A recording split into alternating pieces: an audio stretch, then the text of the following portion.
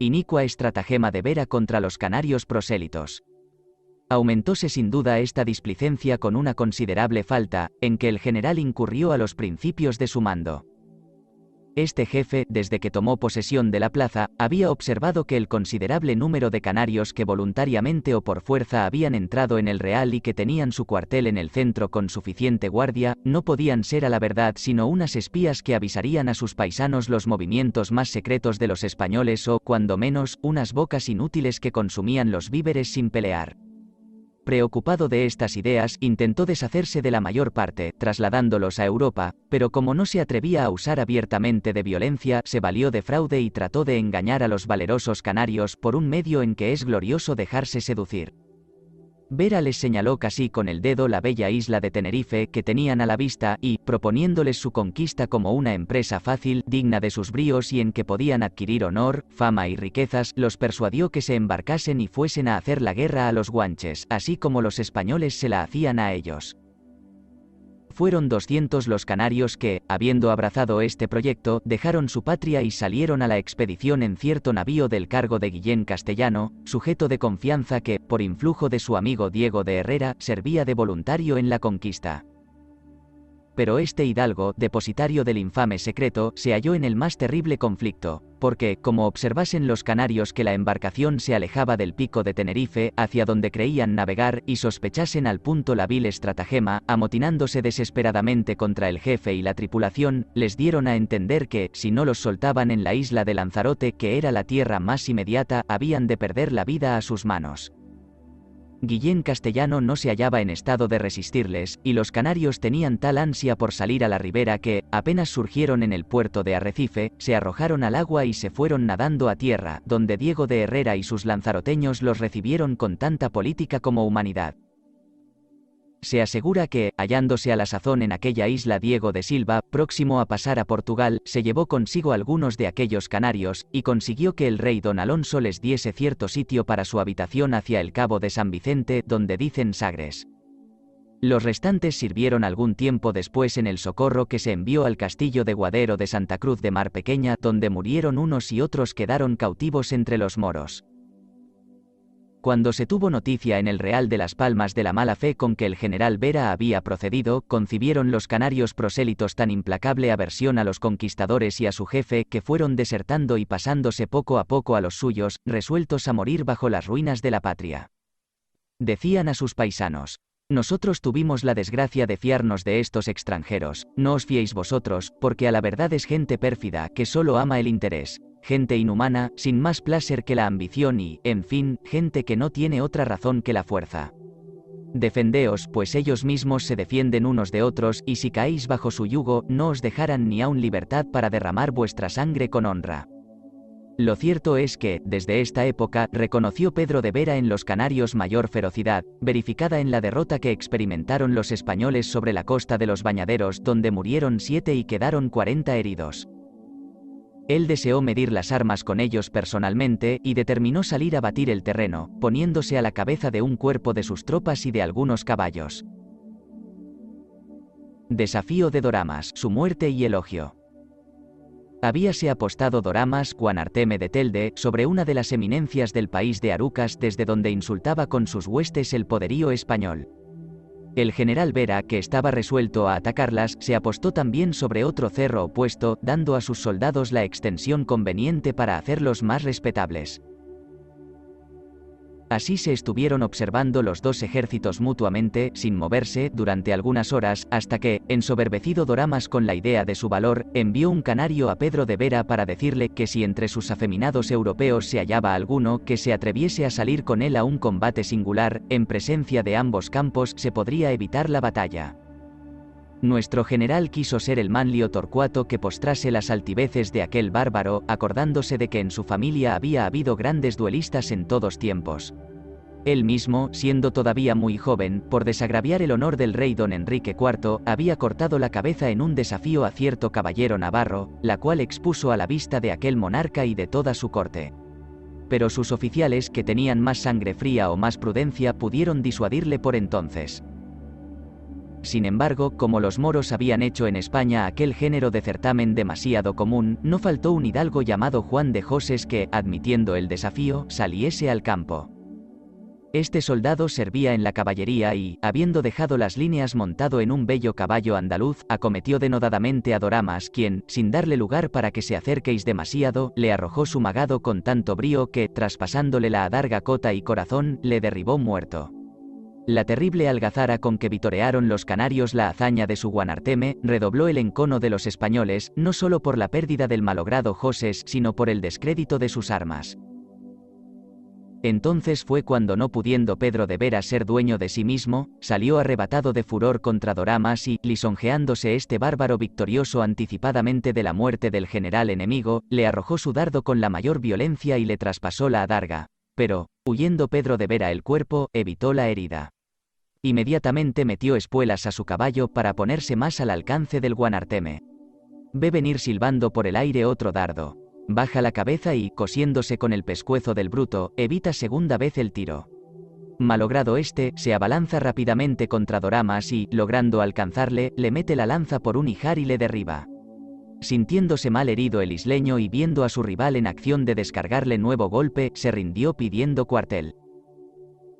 Cuando los canarios observaron caído a su estimado jefe y todo bañado en su sangre, salieron de sus puestos como bestias feroces y embistieron a las tropas españolas. El combate se hizo casi general, y por una y otra parte se ejecutaron prodigios de atrevimiento y valor.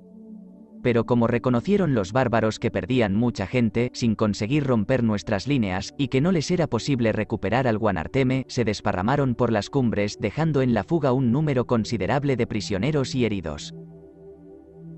Intentaba Pedro de Vera llevar a Doramas consigo, para que adornase su entrada en el Real de las Palmas, que pensaba hacer como en triunfo. Mas, habiendo llegado a la cuesta de Arucas, se halló aquel prisionero tan débil y extenuado por la falta de sangre que empezó a experimentar los últimos parasismos. Se dispuso que pidiese el bautismo y se condujo el agua dentro de un casco de acero. El mismo general quiso servirle de padrino y murió Doramas algunos instantes después.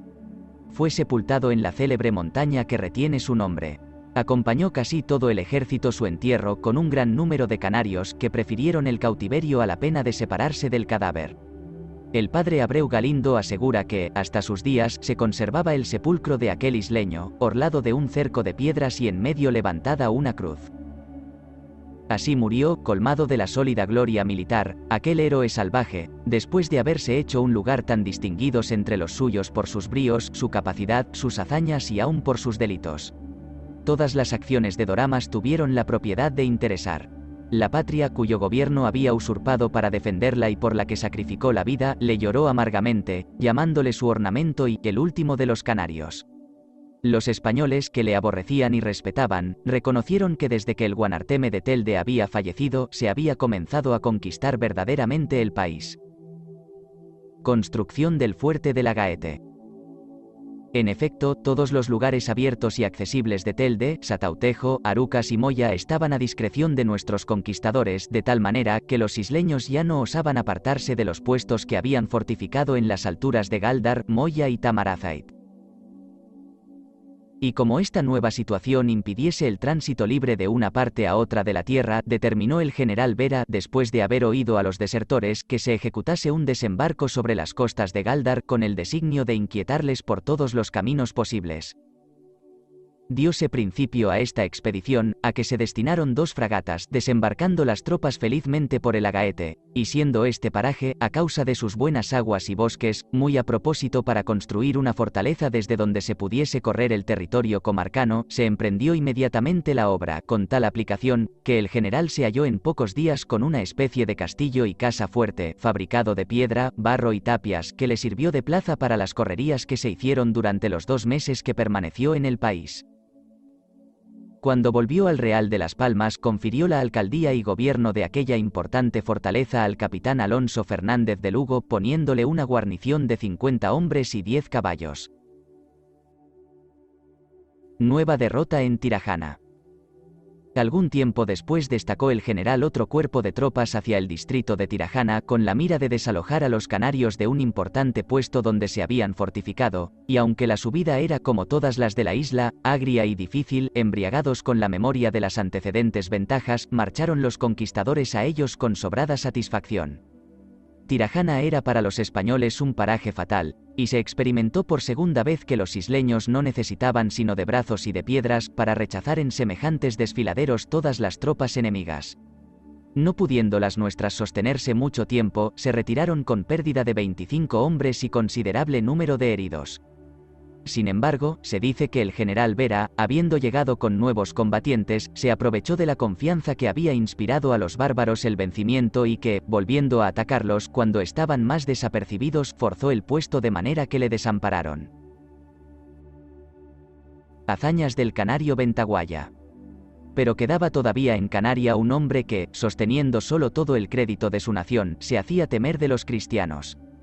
Este era Ventaguaya, uno de los más famosos guaires de Telde, que había puesto a Doramas bajo los pies en un desafío y deseaba distinguirse de todos modos en la defensa de la patria.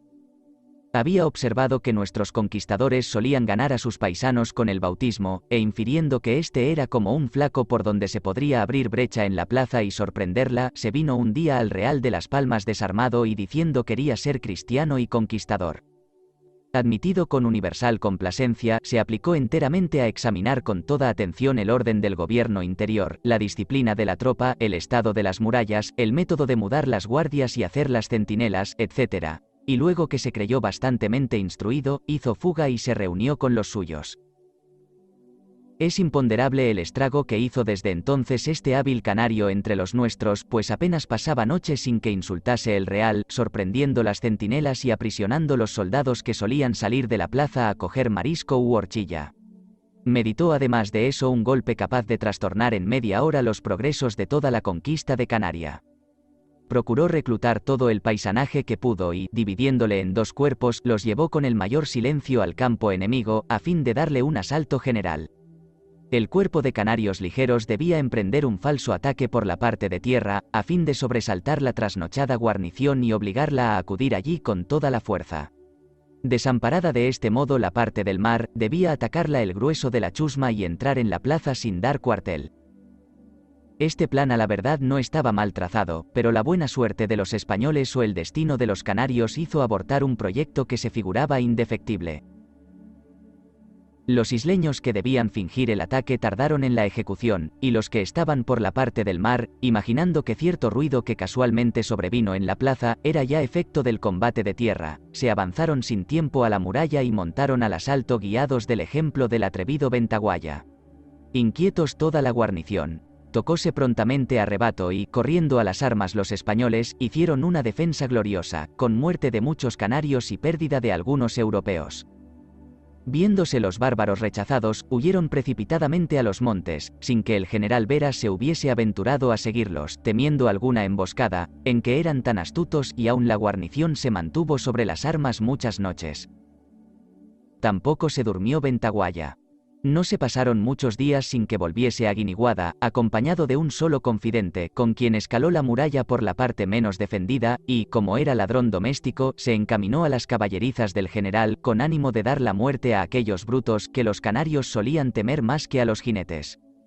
Ventaguaya asesinó al palafrenero que estaba en su custodia, y luego quitó la vida a 2 caballos andaluces que Pedro de Vera estimaba sobremanera. Habiendo ejecutado este estrago, tornó a bajar por la muralla, aunque no con tanto silencio que dejase de percibirlo la centinela, la que le disparó una piedra con que le hirió en la cabeza y le derribó dentro del foso sin sentido. La centinela creyó había dado muerte a alguna persona de la plaza, de aquellas que solían salir a la pesca, y así se mantuvo en su puesto sin tocar al arma, lo que dio lugar a que Ventaguaya, vuelto en sí, se escapase de la manera que pudo. Esta es una aventura que él mismo contaba después.